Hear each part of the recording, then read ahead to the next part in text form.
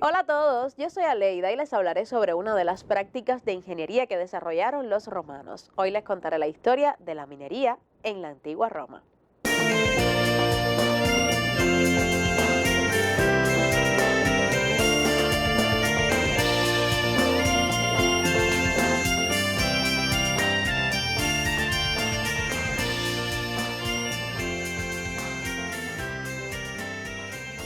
Roma, como gran urbe de la antigüedad, necesitaba tener un suministro estable de materiales para desarrollar sus construcciones, tanto civiles como de ingeniería. Estas necesidades determinaron que se fomentara la minería como una práctica imprescindible para proporcionar la materia prima empleada en múltiples aspectos de la vida cotidiana.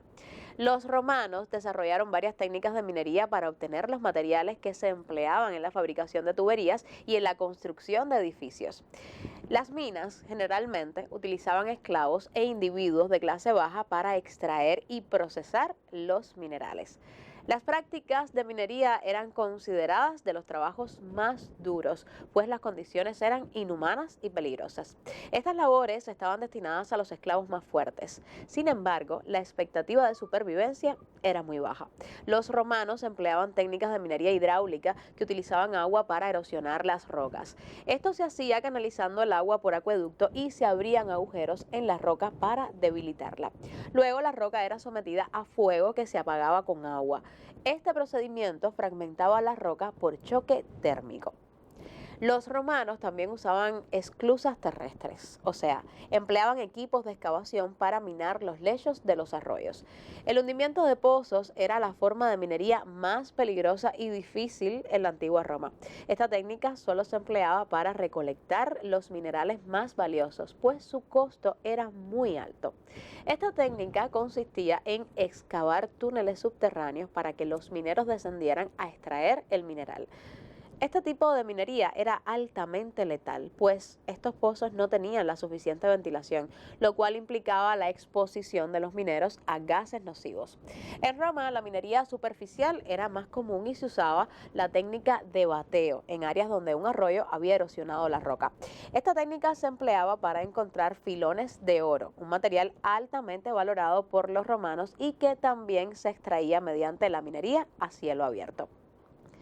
La minería en la antigua Roma se organizaba en distritos y se regía por la Lex Metallis Dicta, o sea, una serie de normas y reglamentos de las minas que incluían los castigos a los mineros que las violaran. El documental que les presentamos hoy nos cuenta sobre la minería en la antigua Roma, las técnicas empleadas y las condiciones de trabajo en esa dura labor. Espero que lo disfruten.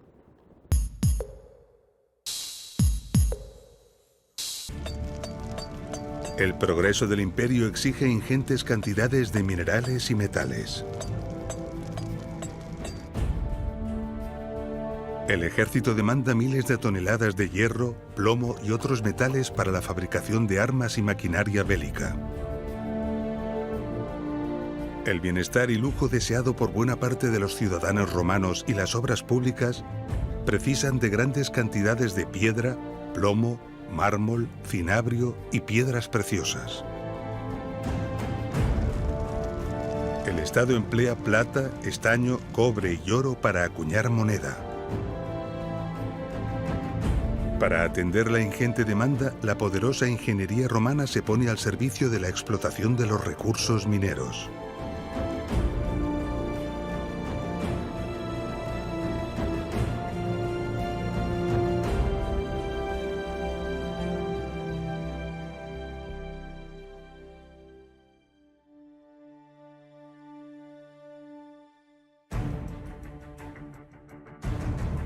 Tenemos un gran desconocimiento de la minería antigua en general y de la romana en particular. Hasta hace muy poco no se han comenzado estudios serios y cuidadosos sobre los yacimientos arqueológicos conocidos. Pero afortunadamente en los últimos años, algunos estudiosos y especialistas han logrado excepcionales y admirables avances. A pesar de las enormes dudas que todavía hoy nos asaltan, el conocimiento que hasta este momento se ha logrado nos ofrece una imagen de la minería romana que nunca habíamos imaginado. Para conocer cuáles fueron los esfuerzos y la extraordinaria ingeniería minera que Roma desplegó, iniciaremos un apasionante viaje por algunos de los yacimientos mineros romanos más espectaculares. Todos ellos situados en la península ibérica, probablemente el territorio minero más rico del imperio. Comenzaremos por la mina de oro romana de Filiel, en el pequeño municipio de Lucillo, en la provincia de León, en el norte de España.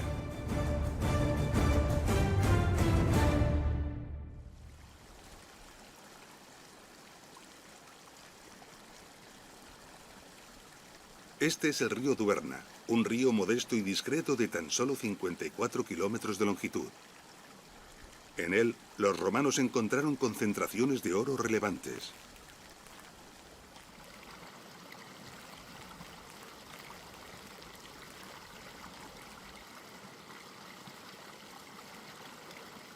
El oro se encuentra en los sedimentos del río en forma de partículas diminutas apenas visibles a simple vista. Separarlo del resto de materiales supone todo un reto, pero aprovechando la alta densidad y elevado peso del oro, los romanos concibieron un ingenioso proceso para extraerlo.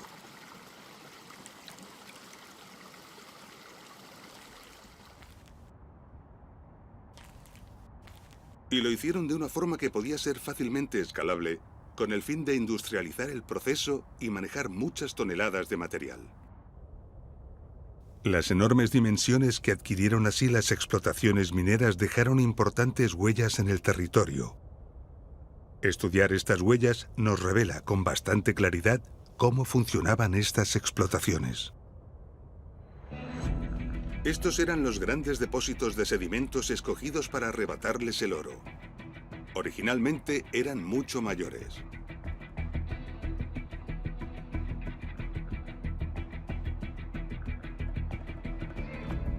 Numerosos canales traían grandes cantidades de agua hasta el frente. Podemos ver las huellas de las cárcavas excavadas por el agua.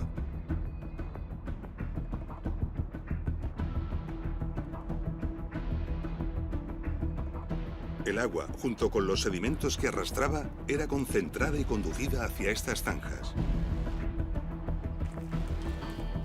En ellas se situaban los canales de lavado. En el inicio de estos canales de lavado, las rocas grandes eran retiradas manualmente y depositadas a un lado formando grandes montículos. Estos montículos hoy en día reciben el nombre de murias y son uno de los restos más característicos de los yacimientos mineros romanos de este tipo. Retiradas las rocas grandes, el agua avanzaba a lo largo del canal de lavado, donde ramajes trenzados y otros obstáculos retenían las partículas de oro más gruesas. Y después, pieles de animales retenían las partículas de oro más finas.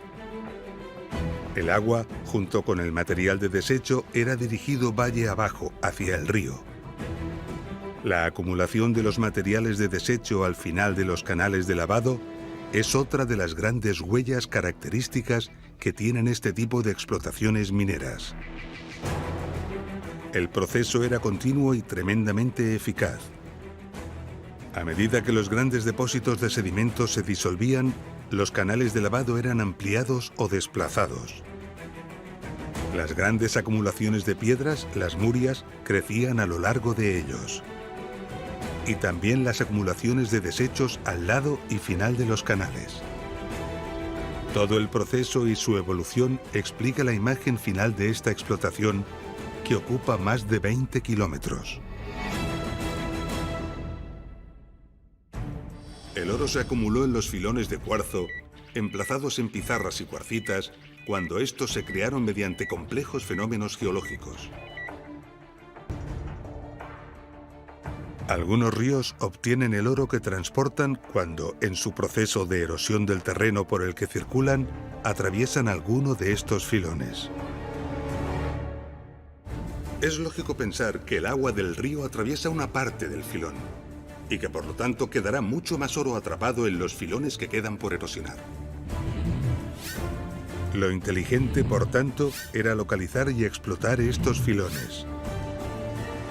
Iremos hasta la ciudad portuguesa de Valongo, muy cerca de la gran ciudad de Oporto.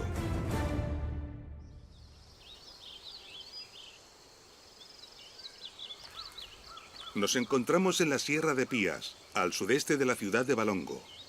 Por este desfiladero transcurre el río Ferreira. En él los romanos realizaron una cuidadosa prospección y encontraron más abajo una concentración de sedimentos ricos en oro. Se trataba de un depósito de sedimentos de unos 300 metros de largo por unos 100 metros de ancho, unas 450.000 toneladas de tierras auríferas. Para poder mover los sedimentos y lavarlos, los ingenieros romanos decidieron captar agua del propio río. Para ello, calcularon la cota a la que necesitaban recibir el agua y trazaron una línea de canal que les llevó a varios kilómetros aguas arriba del emplazamiento de lavado. Buena parte de los restos del canal se conservan y se ven perfectamente desde aquí.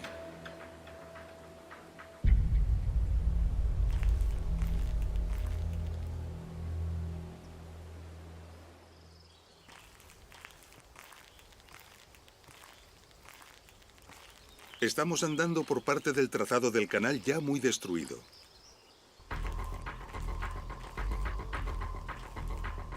Durante su construcción, los obreros romanos atravesaron varios filones de cuarzo con alto contenido en oro.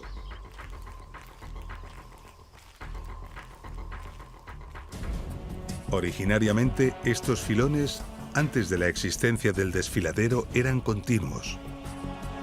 El río los dividió al horadar el desfiladero. Por lo tanto, estos filones continúan en el otro margen y también fueron explotados. Pero los filones debieron de ser tan ricos y de tan grandes dimensiones que, en algún determinado momento, se decidió la explotación a cielo abierto.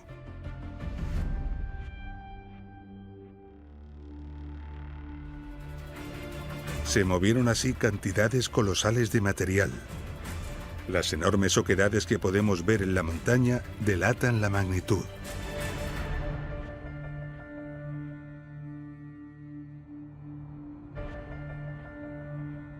Los senderos y caminos recorren multitud de excavaciones y huecos mineros de origen romano que los caminantes observan con curiosidad, aunque no comprendan muy bien cómo se originaron.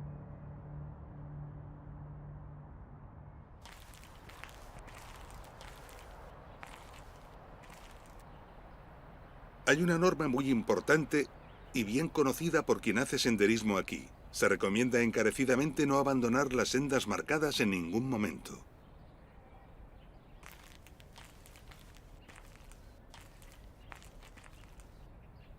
El motivo es porque entre la vegetación, discretos y ocultos, se esconden cientos de peligrosos pozos. Algunos como este alcanzan los 80 metros de profundidad. Algunos de los pozos están cubiertos con una losa o están balizados, pero la mayor parte de ellos están al descubierto y representan un enorme peligro para aquellas personas que anden fuera de las rutas señalizadas.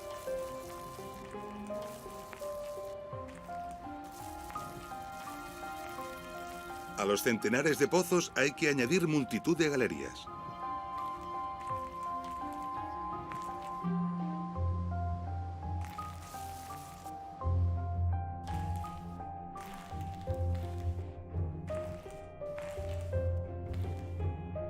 Muchas de estas galerías, tras cientos de metros de recorrido, llevaban a grandes huecos de explotación.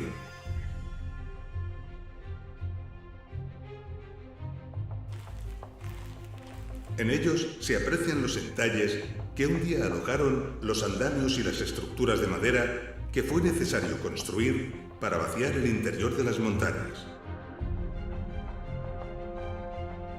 Pozos y galerías están unidos en lo que, aunque parece un laberíntico entramado, está perfectamente organizado. Una red inmensa de muchos kilómetros que hoy en día está en investigación y exploración y de la que desconocemos aún cuáles son sus verdaderas dimensiones, ya que la mayoría de pozos y galerías están todavía por explorar. Esta investigación es una aventura apasionante que ya ha comenzado y que no sabemos cuándo acabará. Dado que con el tiempo muchas de las galerías de drenaje han quedado cegadas y han dejado de funcionar, a partir de cierta profundidad, los pozos y galerías se encuentran inundados, impidiéndonos conocer hasta qué profundidad llegan y hasta dónde se extienden. Para explorar esos pozos y galerías, deberemos algún día drenar las aguas, como ya hicieron los técnicos romanos hace casi 2000 años para poder construirlas.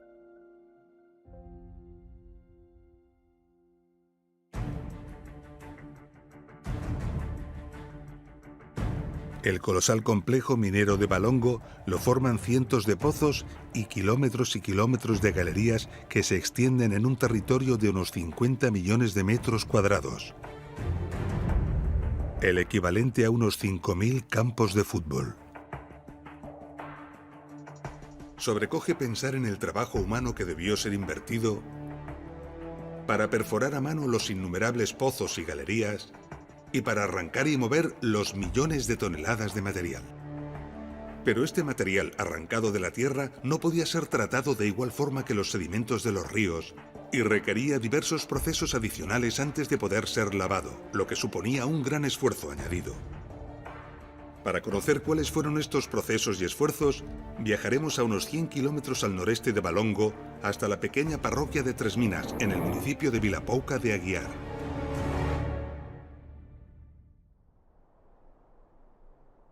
Tres Minas es un lugar que no se encuentra de paso a ningún lado y que sufre el fenómeno generalizado de la despoblación rural.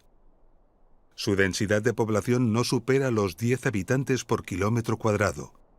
Sin embargo, en Tres Minas se encuentra uno de los yacimientos mineros antiguos más importantes que está comenzando a atraer a un gran número de visitantes. La visita al complejo minero de Tres Minas comienza en este mirador. Desde aquí podemos ver la Corta de Ribeiriña. En minería, una corta, también llamado tajo, es el hueco que se crea al retirar el material y por lo tanto el lugar de avance de la explotación minera. En la explotación minera de Tres Minas hay 3 cortas. Una de pequeñas dimensiones, la Corta de Lagoiños, y 2 mucho mayores, la Corta de Covas y la Corta de Ribeiriña.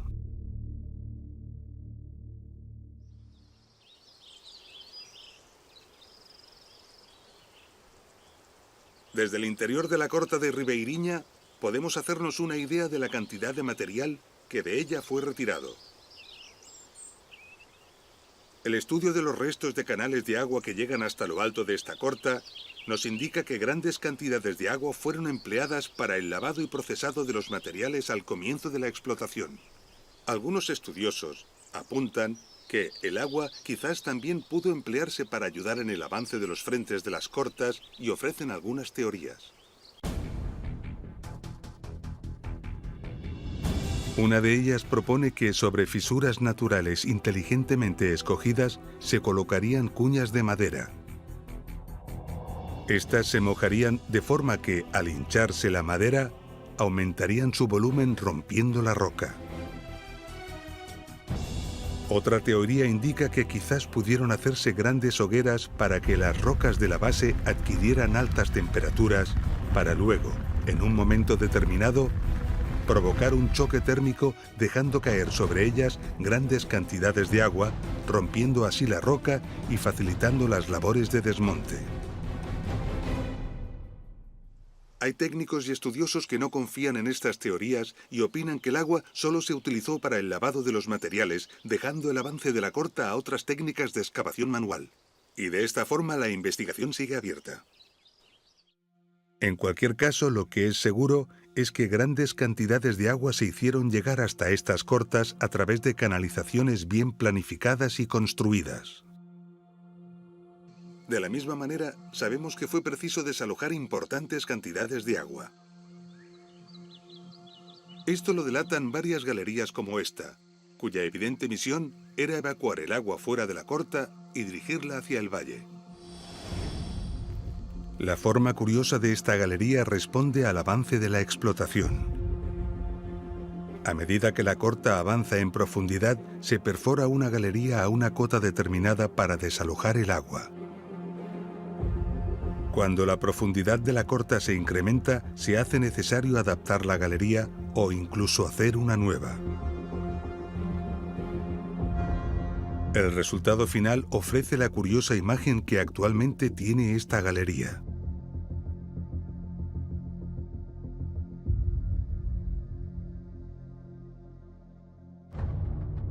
Aquí, en la Corta de Cobas, se han conservado un buen número de galerías cuyo estudio nos delata cuál fue el proceso de explotación. Al inicio de la excavación, el material era extraído hacia el exterior.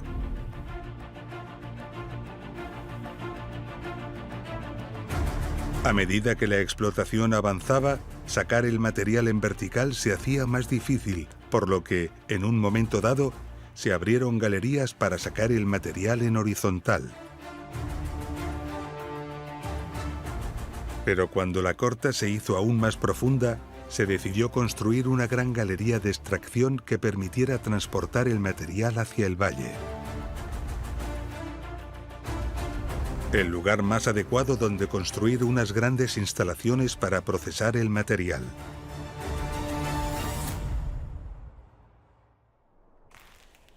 Esta es la galería que se construyó para transportar el material extraído desde la Corta de Cobas hasta el valle. Y al igual que ocurrió en la Corta de Ribeiriña, en la Corta de Cobas también fue necesario desalojar el agua hacia el valle. Por lo tanto, parece inteligente aprovechar esta galería construida para transportar el material, utilizándola también para drenar el agua. Y así se hizo. La convivencia de ambos usos condicionó el diseño de la galería. Por la parte izquierda se desalojaba el agua, por la parte derecha circulaban los carros cargados con el material.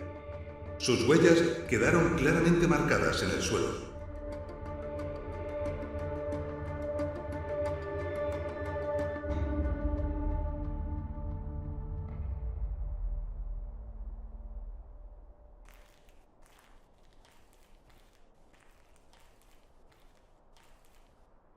En este punto de la galería, probablemente para reforzarla, se construyó este pilar. Este pilar está realizado con grandes bloques de granito. Observémoslos con atención. Todos ellos tienen llamativos, equidistantes huecos en todas sus caras. ¿Por qué? El material obtenido del desmonte de las minas era este: rocas de cuarzo y esquisto.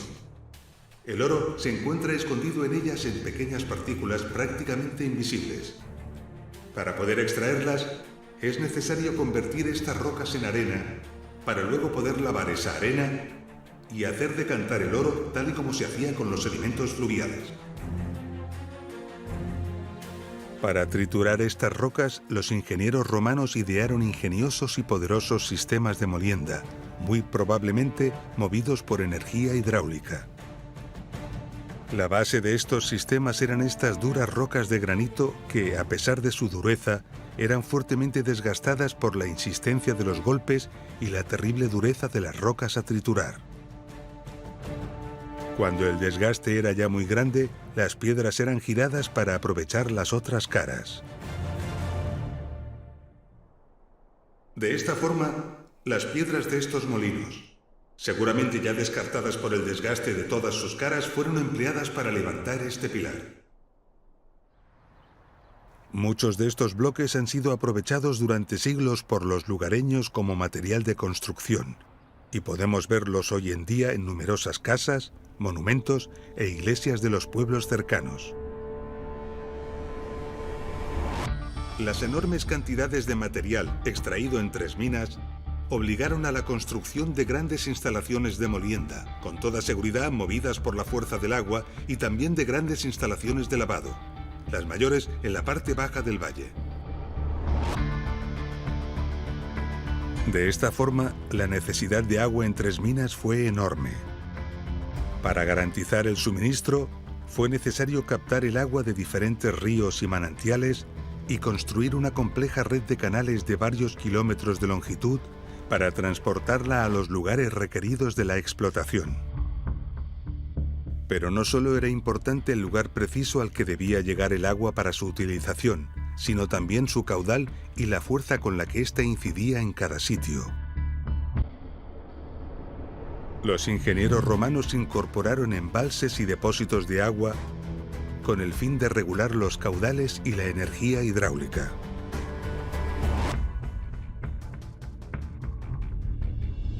Como hemos visto, los esfuerzos para llevar grandes cantidades de agua hasta las minas fueron considerables, pero también fueron considerables los esfuerzos para extraer el agua fuera de ellas. A cierta profundidad, los operarios topaban a menudo con las aguas subterráneas, bien provenientes de las filtraciones de la superficie o del nivel freático. Estas aguas impedían el avance y dificultaban los trabajos. En estas circunstancias era preciso drenar el agua al exterior. Esto suponía un nuevo reto. Viajemos hasta la moderna ciudad de Irún, en la provincia de Guipúzcoa, en el norte de España.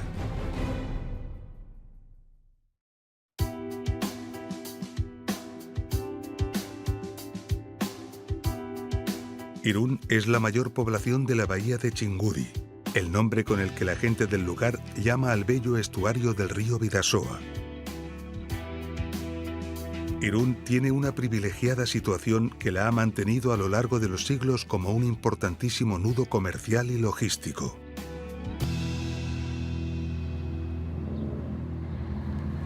En 1969 se descubrieron aquí, en Irún, importantes restos arqueológicos romanos. En 1992 aparecieron los restos del puerto romano.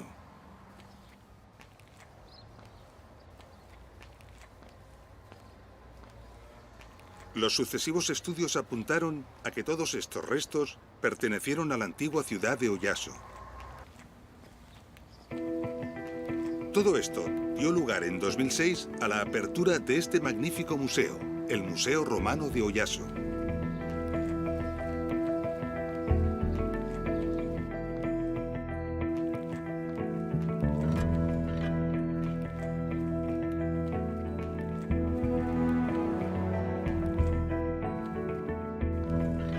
Todo el territorio de Guipúzcoa, la provincia donde se encuentra Irún, ha tenido hasta hace muy poco una intensa actividad minera.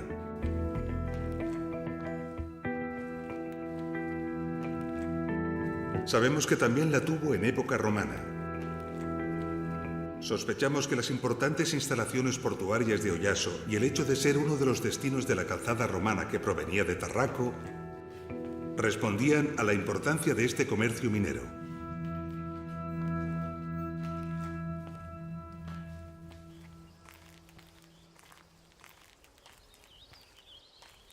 Una de las explotaciones mineras cercanas a Oyaso son las llamadas minas de Arditurri.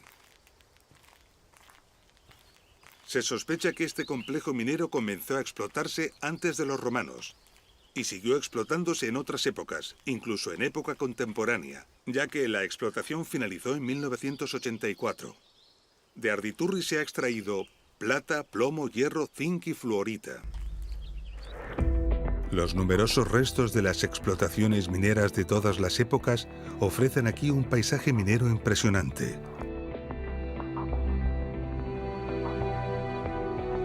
La puesta en valor del lugar, situado en uno de los portales de acceso al Parque Natural de Ayaco Arría, ha convertido este sitio en un atractivo cultural y turístico de visita obligada.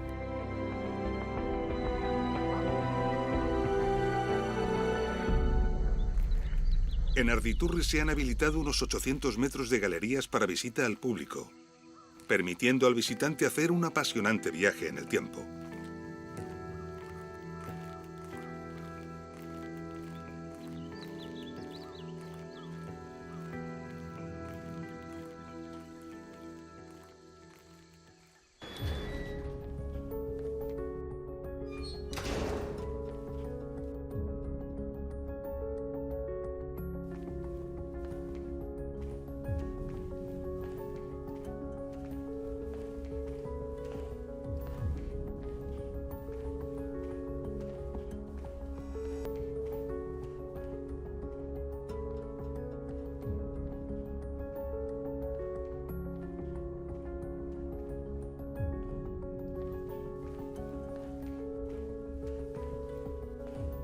La explotación de esta mina durante los siglos XIX y XX destruyó gran parte de la mina romana.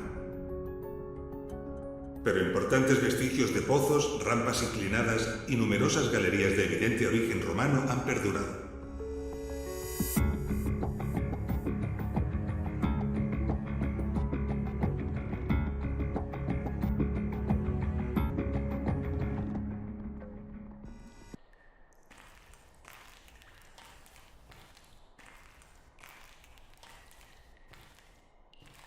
Estamos ahora en la parte romana de la mina de Arditur. Y en esta zona podemos encontrar un elemento muy característico de algunas explotaciones romanas. Se trata de las cúpulas de torrefacción. Aquí podemos ver la curiosa forma cóncava de una de ellas.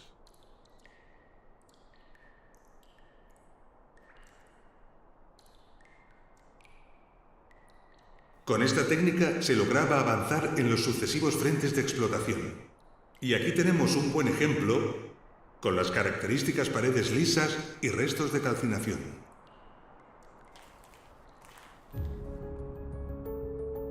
La torrefacción consistía en quemar junto a los filones grandes cantidades de madera. El calor debilitaba y fracturaba las rocas, facilitando la dura labor de romperlas. Cuando se empleaba esta técnica, quedaba la curiosa y característica forma cóncava.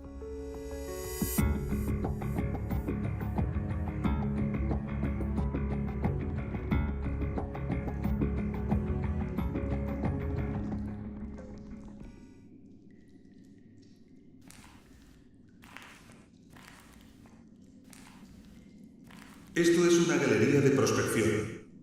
Las galerías de prospección se tallaban muy inclinadas para intentar localizar los filones, es decir, las vetas de mendal. Para salvar el desnivel, se tallaban escalones en la base.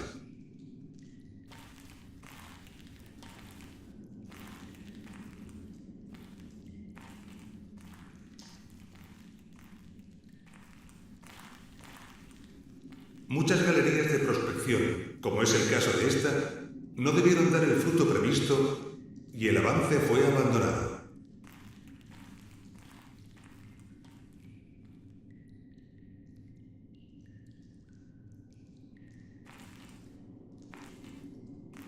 Pero muchas otras, como esta, alcanzaron filones de provecho. Cuando esto ocurría, los trabajos continuaban con la apertura de una nueva galería desde el exterior, con el objeto de poder transportar el material fuera de la mina con comodidad.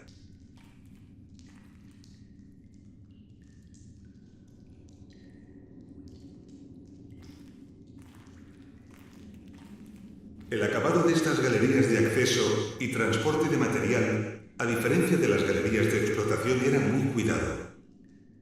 Las paredes se remataban con el habitual tallado meticuloso a base de golpe de pico, pudiéndose ver también los huecos para las lucernas.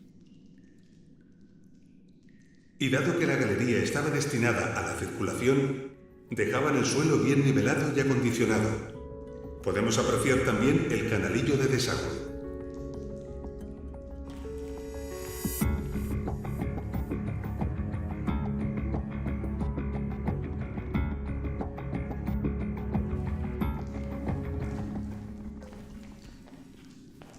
Estamos descendiendo a la parte visitable más profunda de la mina de Arditur, a unos 15 metros por debajo de la galería principal de acceso.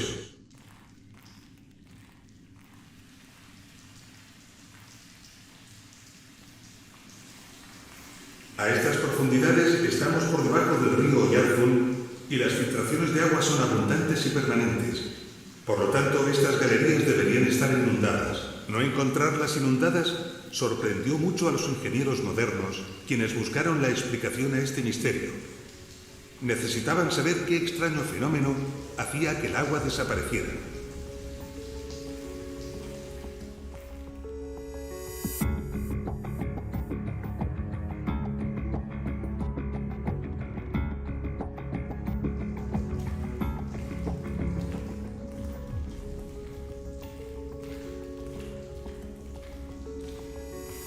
Y siguiendo el agua, encontraron la respuesta aquí. Una galería de drenaje que los romanos diseñaron y construyeron para evacuar el agua desde aquí a una cota inferior en el río.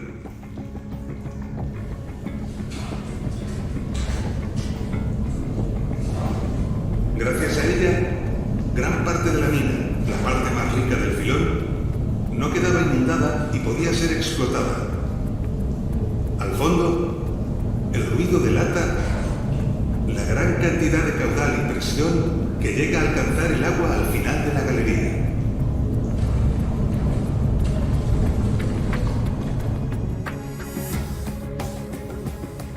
Durante más de 2000 años y todavía hoy en día, esta galería de 425 metros de recorrido sigue drenando el agua y manteniendo buena parte de la mina sin inundar.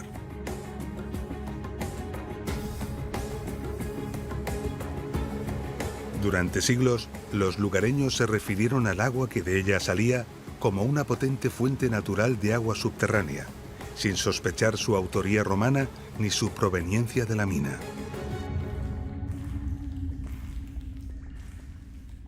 Como hemos visto, gracias al funcionamiento de la galería de drenaje romana, parte de la mina de Arditurri no está inundada. Y evidentemente, todo lo que está por debajo de la cota de la galería sí que lo está.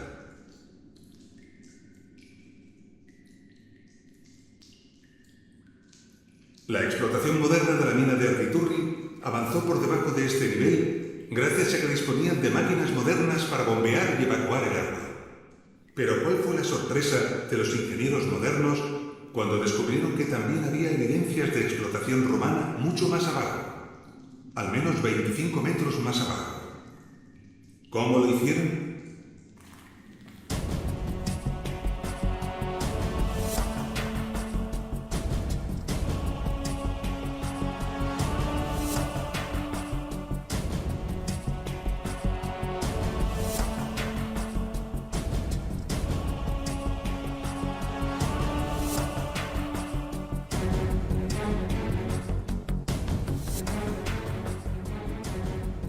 ¿Cómo pudieron los romanos explotar esa parte de la mina si estaba inundada? Para contestar a esta pregunta viajaremos hasta el municipio de Riotinto, en la provincia española de Huelva, al sudoeste de la península ibérica.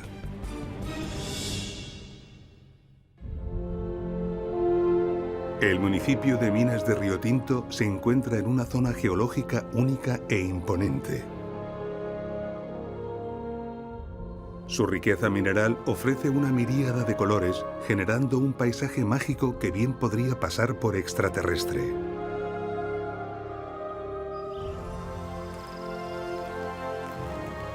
El municipio recibe su nombre del río que lo atraviesa, el río Tinto, conocido por el tinte rojizo de sus aguas.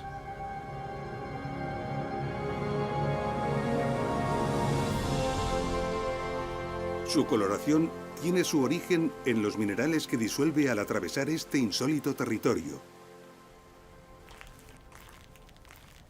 Este es el Museo Minero, uno de los puntos de visita del Parque Minero de Riotinto. En él, a través de una visita espectacular y obligada, el visitante puede recorrer los 5000 años de historia que ha acumulado la minería de este lugar, desde la edad del cobre hasta nuestros días. En 1725 comenzó la explotación moderna de Riotinto. En el siglo XX, Riotinto llegó a tener 16.000 trabajadores y 149 locomotoras que transportaban el mineral al cercano puerto de Huelva para embarcarlo rumbo a Inglaterra. En junio de 1886, los trabajos modernos de explotación a cielo abierto toparon con una misteriosa y sofisticada rueda de madera enterrada.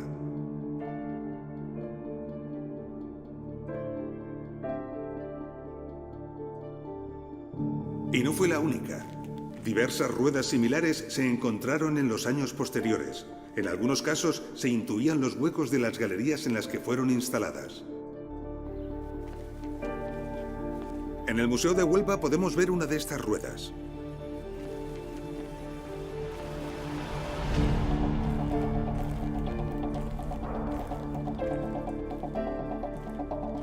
Se trata de un ejemplar que se ha conservado casi entero. Esta rueda está construida completamente de madera, con la excepción del eje que es de bronce. Tiene 4,20 metros de diámetro y 50 radios, y cuenta también con 25 cangilones o cajones. Los especialistas han quedado fascinados por la habilidad que sus constructores tuvieron para la selección de los distintos tipos de madera, la gran maestría en el corte y unión de las piezas y la cuidadosa numeración empleada para su ensamblado.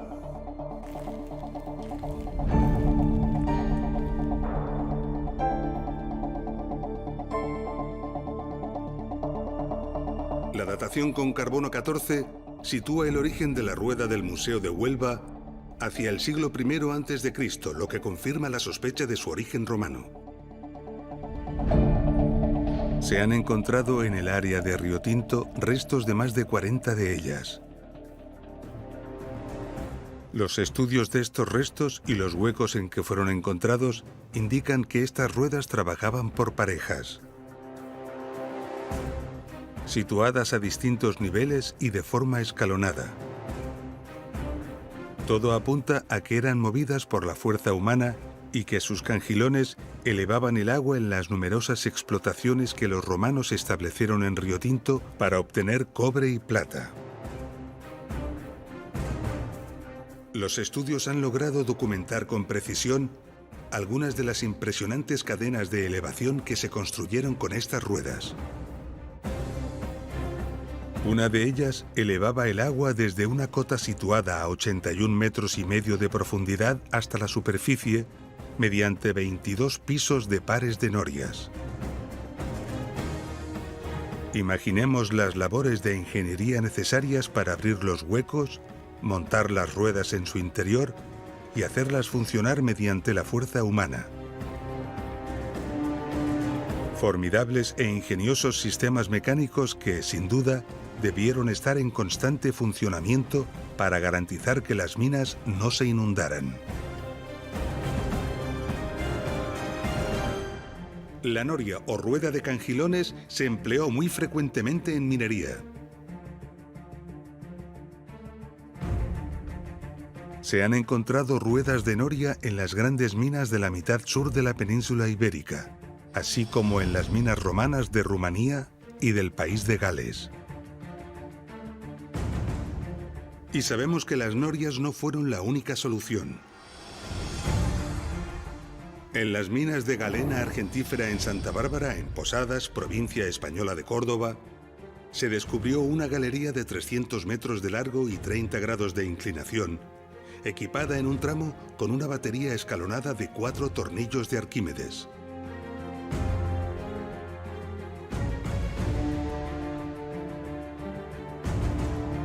En la cantera Emilia, en la provincia española de Murcia, y en las minas de Sotiel, en la provincia española de Huelva, se encontraron bombas impelentes de doble pistón. Máquinas que presentan una construcción muy precisa, normalmente realizadas en fundición de bronce, cuyos pistones y cilindros, cuidadosamente pulidos y ajustados, impulsaban el agua mediante el accionamiento de una palanca.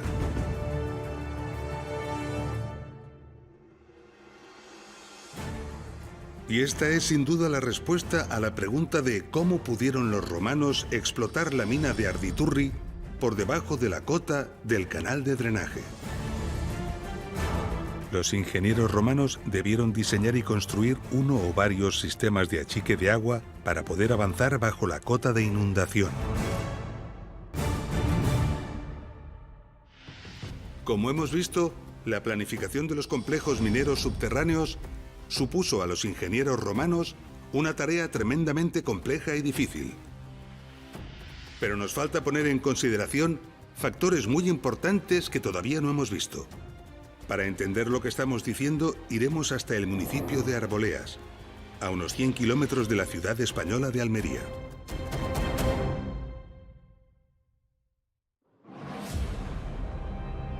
Arboleas tiene unos 6.000 habitantes y es uno de los pocos municipios del bello valle de la Almanzora que logra crecer gracias a una acertada estrategia de futuro. Pieza fundamental de esta estrategia es la puesta en valor de sus minas romanas. Nos encontramos en Arboleas, que está abriendo al público la mina romana del Espejuelo.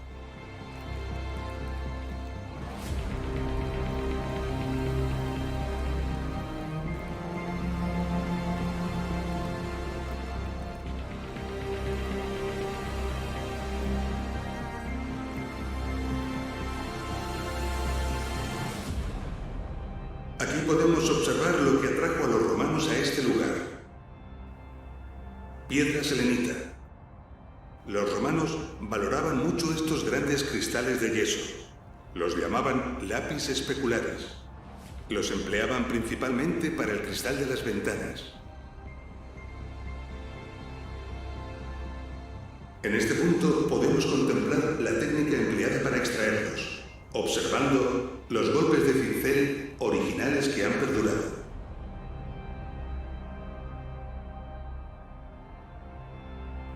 Los mineros rebajaban la roca que rodeaba los cristales con golpes de precisión, aumentando el número de estos golpes en los lugares clave. Una vez que el cristal quedaba expuesto, golpeaban en los laterales para desprenderlo.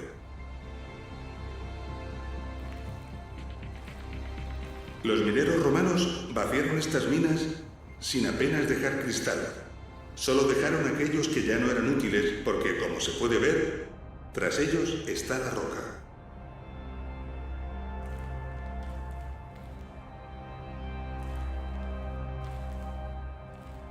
Podemos ver aquí, sin embargo, una gran cantidad de lapis specularis que no fue extraída. ¿Por qué? La respuesta a esta pregunta es la que principalmente nos ha traído hasta aquí. La presencia de esta gran pieza de lapis specularis responde a un cálculo intencionado y fue dejada aquí por un motivo muy importante. Esta pieza sostiene la bóveda de la cavidad. Sin ella, gran parte del techo se vendría abajo. No planificar bien estos aspectos podría significar la muerte de los mineros.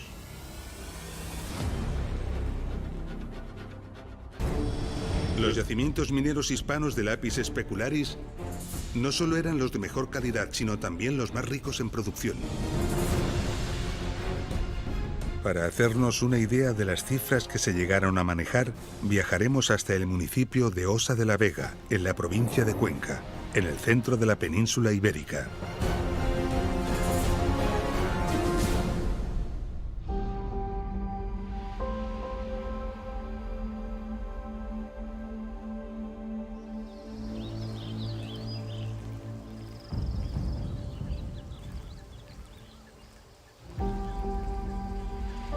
Aquí, en el término municipal de Osa de la Vega, se ha abierto al público la llamada Mina de la Condenada.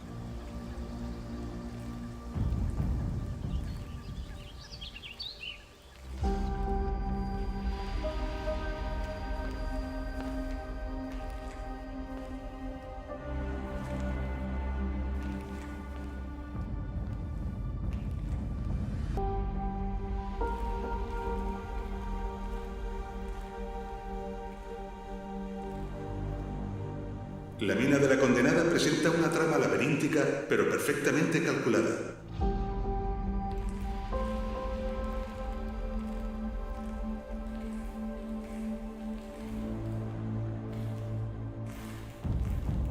Hasta ahora se han descubierto 3 pisos o niveles de explotación, accesibles entre sí mediante pozos internos o escaleras talladas.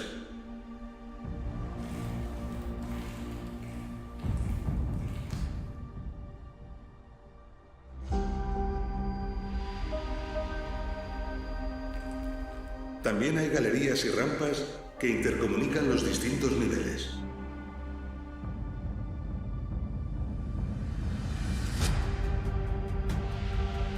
Los cristales extraídos de las minas se cortaban con serruchos en tamaños concretos y definidos para ser industrialmente comercializados. Por la naturaleza de los cristales, que se forman en estratos muy finos, podían ser fácilmente exfoliados en láminas de distintos grosores con hábiles golpes laterales.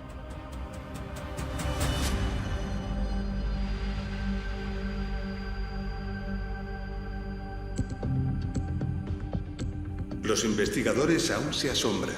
En estas minas, la dureza de las rocas encajantes que hay que romper y perforar es altísima.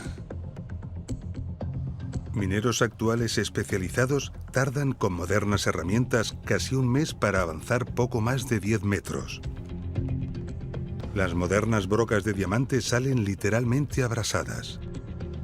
y el alcance y la dimensión de las minas ha superado lo imaginable, alcanzando hasta el momento una extensión de unos 150 kilómetros a lo largo del territorio. ¿Cómo pudieron los mineros romanos perforar kilómetros y kilómetros de galerías y pozos en rocas de tal dureza con herramientas de hierro? Esto es algo realmente impresionante. Las cifras que arrojaron la minería romana en este lugar fueron colosales. En el epicentro de estos 150 kilómetros conocidos de explotaciones mineras, había una ciudad dedicada a gestionar todo este comercio. Segóbriga. La visita a Segóbriga supone un fascinante viaje en el tiempo. Sus restos confirman su grandeza y la importancia que tuvo el comercio de lapis specularis en su territorio.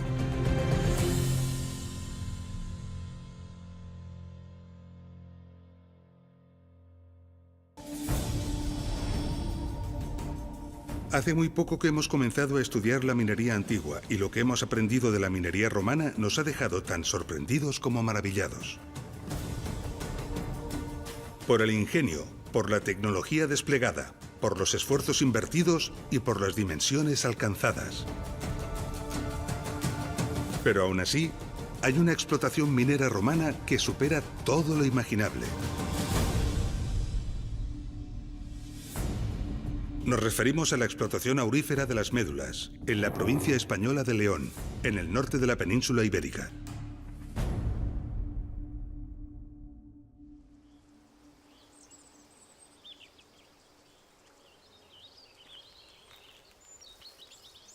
Si recordamos, en la mina de Filiel el río Duerna acumuló en una parte concreta de su recorrido sedimentos ricos en oro.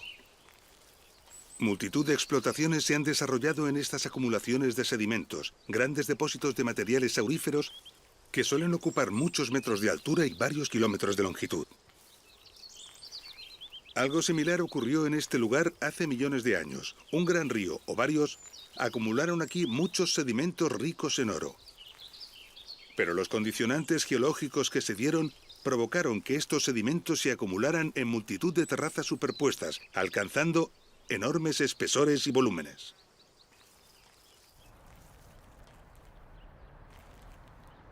Cuando los romanos llegaron a este lugar se enfrentaron con esta imagen. Grandes montañas formadas por enormes cantidades de sedimentos ricos en oro. Un lugar para sacar toneladas de este preciado metal. Pero el reto era imponente porque ¿cómo demoler y disolver montañas enteras? Los ingenieros romanos se enfrentaron al reto y concibieron un plan tan ingenioso y ambicioso que rozaba lo imposible, un plan colosal.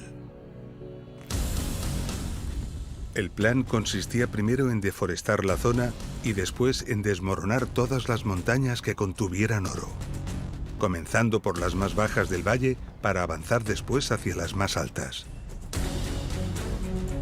En lugares estratégicos se procedió a perforar las montañas creando una red interna de galerías. Esta red estaba cuidadosamente calculada con el objetivo de debilitar la montaña. Mientras se perforaba la red de galerías, se construyeron depósitos para acumular enormes cantidades de agua en sitios elevados. Para llenarlos, se localizaron potentes fuentes de agua en ríos y arroyos que debían estar a cotas más altas. Esto obligó a captar el agua a muchos kilómetros de distancia. Para ello, se calcularon y construyeron varios canales de largo recorrido. Finalizada la red de galerías, los depósitos se llenaban y vaciaban sucesivamente, liberando así una enorme cantidad de agua. El caudal y la alta velocidad dotaban al agua de una gran energía destructiva que acababa provocando una tremenda erosión y presión en el interior de la montaña. Todo estaba perfectamente calculado para que la montaña colapsara.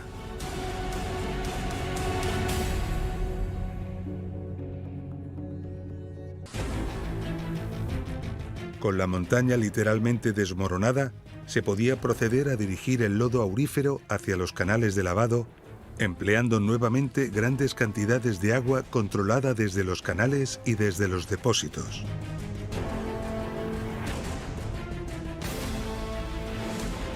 Una vez extraído el oro, los residuos se acumulaban en grandes zonas ocupando valles enteros, lo que dio lugar a la creación de un lago artificial. A continuación, se seguían derribando los sectores adyacentes empleando la misma técnica. Y agotadas las montañas de un mismo nivel, se continuaba con las montañas del siguiente nivel más arriba. Las cotas a las que debía llegar el agua eran cada vez más altas y para llevar el agua hasta ellas se requería de nuevas fuentes de agua, cada vez más distantes. Así, a medida que se avanzaba, la red de canales y las longitudes de estos crecían de forma considerable.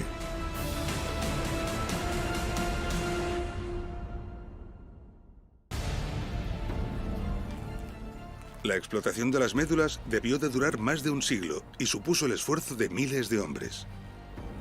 Hoy sabemos que se removieron alrededor de 500 millones de metros cúbicos de material.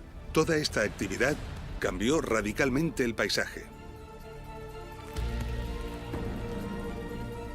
Hoy en día, las médulas es una maravilla nombrada Patrimonio de la Humanidad.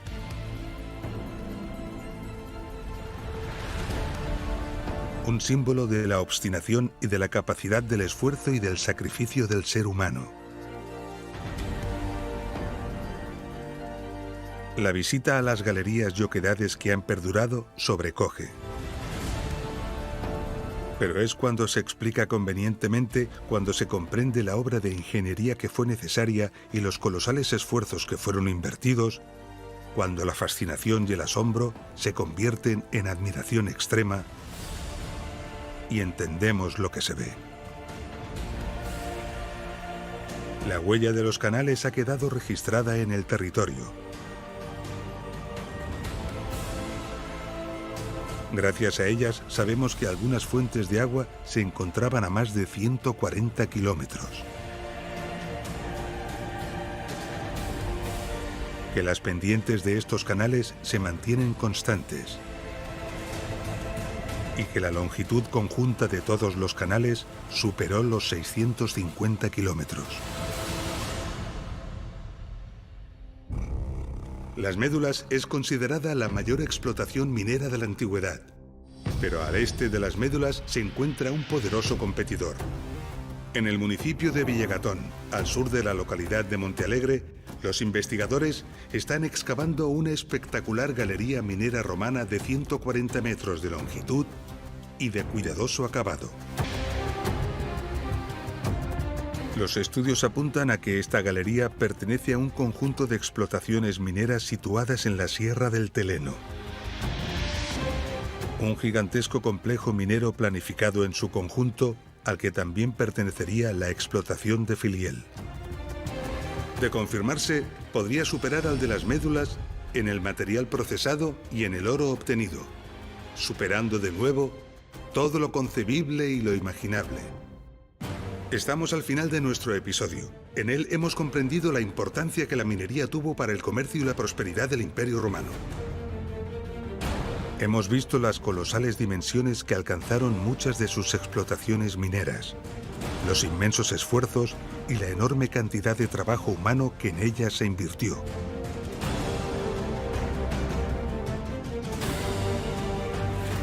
Hemos visto parte de los procesos que fueron necesarios para triturar, lavar y extraer los minerales. Y las labores de ingeniería topográfica e hidráulica empleadas para planificar las explotaciones mineras, para llevar el agua hasta ellas y también para evacuarla.